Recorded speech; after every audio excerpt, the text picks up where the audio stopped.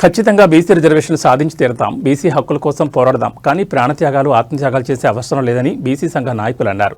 మంచిర్యాల జిల్లా కేంద్రంలోని ప్రైవేట్ కళాశాలలో బీసీ విద్యార్థి జేఏసీ ఆధ్వర్యంలో నిర్వహించిన బీసీ హక్కుల కోసం అమరుడైన సాయి ఈశ్వరాచారి ఆశయ సాధన సభ మరియు విద్యార్థి సంఘాలు, కుల సంఘాలు, రాజకీయ పార్టీలు మరియు కవులు, కళాకారులు, స్వచ్ఛంద సేవా సంస్థల రౌండ్ టేబుల్ సమావేశంలో పాల్గొన్నారు.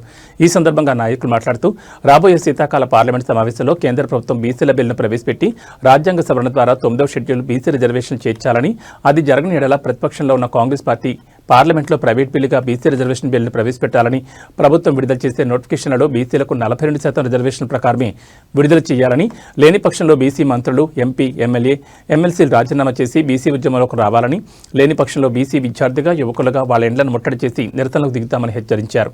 ఈ కార్యక్రమానికి మాజీ municipal vice chairman Kajala Mukesh Goud, market committee మాజీ చైర్మన్ పల్లె భూమేష్, బీసీ ఉద్యమకారులు డాక్టర్ చుంచు రాజకిరణ్, బీసీ సంఘం జిల్లా అధ్యక్షులు నరేట్ల శ్రీనివాస్, జాతీయ బీసీ సంక్షేమ సంఘం మంచిర్యాల జిల్లా అధ్యక్షుడు ఉదారి చంద్రమోహన్ గౌడ్, రంగు రాజేశం, విద్యార్థులు తదితరులు పాల్గొన్నారు.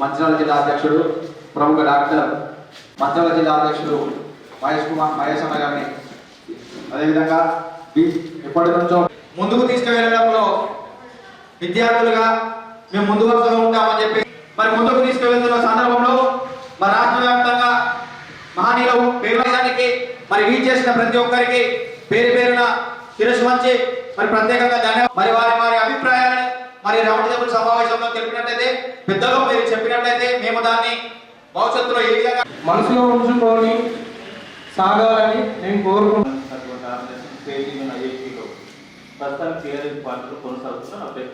ఇప్పటికీ బీసీలకు అనుకూలంగా ఉద్యమాల ద్వారా తీసుకున్నటువంటి 27% రాజకీయ పోరాటానికి మరొకసారి ఈ అంశాల్లో సూటిగా మన ఎంపీగా నాన్ బ్రాహ్మణ పోరాటం అంశాలు కూడా మనం చెప్పుకున్నాము.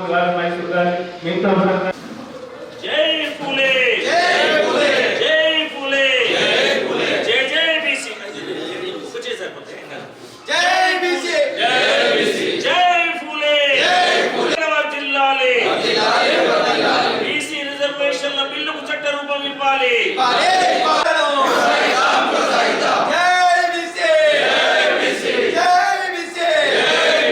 ఏదైతే మరి బీసీల కోసం మరి మొన్న హైదరాబాదులో మరి సాయీశ్వరాచారి గారు మరి బీసీ కులస్తులు మరి తను ఆత్మత్యాగం చేసుకోవడం జరిగింది.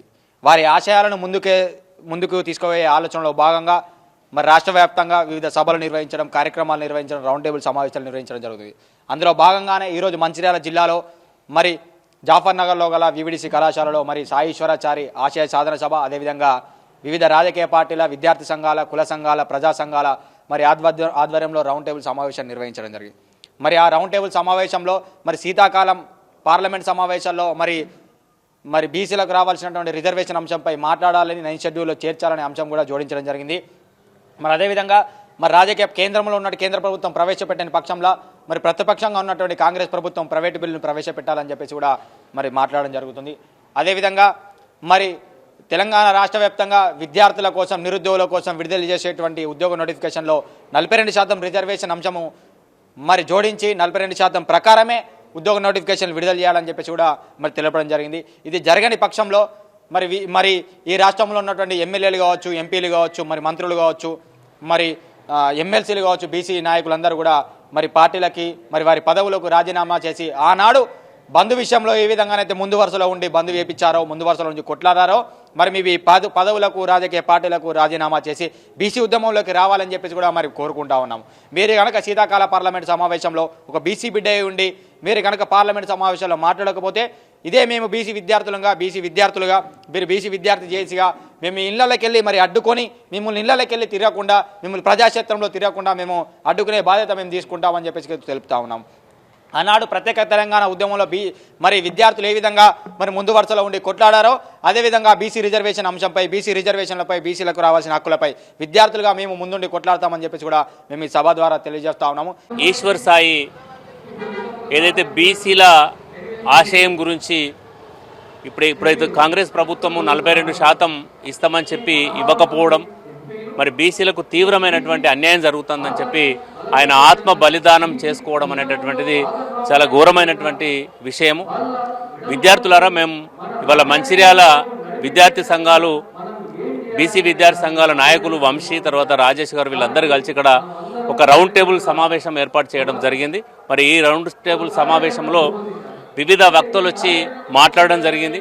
ఏదైతే ఇప్పుడు పార్లమెంటు శీతాకాల సమావేశాలు జరుగుతూ ఉన్నాయో ఆ శీతాకాల సమావేశాలలో కాంగ్రెస్ పార్టీ కామారెడ్డి డిక్లరేషన్లో ఏదైతే 42% రిజర్వేషన్ ఇస్తామని చెప్పి ప్రకటించి మరి బీసీలో ఓట్లు వేయించుకున్నటువంటి వాళ్ళు ఇవాళ పార్లమెంటు శీతాకాల సమావేశంలో రాహుల్ గాంధీ గారితోటి ముఖ్యమంత్రి గారు చర్చించి బిల్లు ప్రవేశపెట్టాల్సినటువంటి బాధ్యత వాళ్ళ మీద ఉంది. అదేవిధంగా ఈ తెలంగాణ రాష్ట్రంలో 8 మంది బీజేపీ ఎంపీలు ఉన్నారు, 8 మంది కాంగ్రెస్ ఎంపీలు ఉన్నారు. మరి తెలంగాణ రాష్ట్రంలో 42% రిజర్వేషన్ రావాలనంటే ఈ 16 మంది ఎంపీలు మీరు పార్లమెంటు ముందట మీరు నిరాహార దీక్ష చేపట్టండి, నిజంగా తెలంగాణ బీసీల మీద మీకు ప్రేమ ఉంటే అని చెప్పి ఈ కమిటీ ఇక్కడ మంచిర్యాలలో ఇవాళ తీర్మానం చేయడం జరుగుతూ ఉంది. మరి రాబోయేట సాయి ఈశ్వర్ చారి గారి మరణం ఈ బీసీ లోకానికే కాకుండా తెలంగాణ రాష్ట్రం లోపల అదేవిధంగా దేశంలో ఉన్న ప్రతి ఒక్క బీసీ బిడ్డ ఆలోచించాల్సినటువంటి సందర్భం. ఇవాళ రిజర్వేషన్ల పేరిట ప్రభుత్వాలు కాలయాపన చేస్తున్నటువంటి సందర్భంలో మా స్వర్గీయ సాయి ఈశ్వర్ చారి గారు బల్వాన్ మరణం చేసుకొని నా చావుతోటైనా ఈ తెలంగాణ రాష్ట్రంలో బీసీలకు న్యాయం జరుగుతుంది అనేటువంటి సంకల్పంతో వారు చేసుకున్నటువంటి ఆత్మహత్య ఈ చరిత్ర ఎప్పటికీ మరవదు. ఆయన పవిత్రమైన ఆత్మ శాంతించాలని, అదేవిధంగా వారి కుటుంబానికి ప్రగాఢ సానుభూతిని తెలియజేస్తూ ప్రత్యేకించి మంచిర్యాల జిల్లాలో ఉన్నటువంటి మా విద్యార్థి సంఘం నాయకులు వంశీ గారు, రాజేష్ గారు, అదేవిధంగా ముఖ్యమైన నాయకులు మనరెడ్ల శ్రీనివాస్ గారు, ఇంకా ఈ సమావేశం లోపల భూమేష్ గారు, అదేవిధంగా రాజ్ కిరణ్ గారు, అందరూ కూడా మేధావులందరూ కూడా ఈ రౌండ్ టేబుల్ సమావేశంలో పాల్పంచుకొని భవిష్యత్తు కార్యాచరణ మా బీసీలకు దాదాపుగా స్వతంత్రం వచ్చినప్పటి నుంచి అన్యాయం జరుగుతున్నటువంటి సందర్భాన్ని పురస్కరించుకొని దానికి ఏ విధమైనటువంటి ప్రణాళికతో ముందుకు పోవాలనేటువంటిది ఈ రౌండ్ టేబుల్ సమావేశంలో చర్చించుకోవడం జరిగింది. ఈ రౌండ్ టేబుల్ సమావేశం పూర్తయ్యేలోపు అందరి అభిప్రాయాలు తీసుకొని రేపు ఉద్యమం ద్వారానే మా హక్కులను మేము సాధించుకోగలుగుతామనేటువంటి అది ఒక నిర్ణయానికి రావడం జరిగింది. కాబట్టి భవిష్యత్తు లోపల పెద్ద ఎత్తున ఉద్యమం చేసి బీసీలు దాదాపుగా 56% పైబడి ఉన్నటువంటి బీసీలకు 42 అనేటువంటిదే చాలా తక్కువ. ఆ 42ను అమలు చేయడం లోపల కూడా ఇవాళ అన్ని రాజకీయ పార్టీలు వాళ్ళ స్వార్థం కోసం వాడుకోవడమే తప్ప ఈ రిజర్వేషన్స్ మీద చిత్తశుద్ధి లేదు, మా బీసీలందరికీ న్యాయం చేయాలనేటువంటి ఆలోచన లేదు. కాబట్టి తప్పకుండా ఈ సమావేశం తర్వాత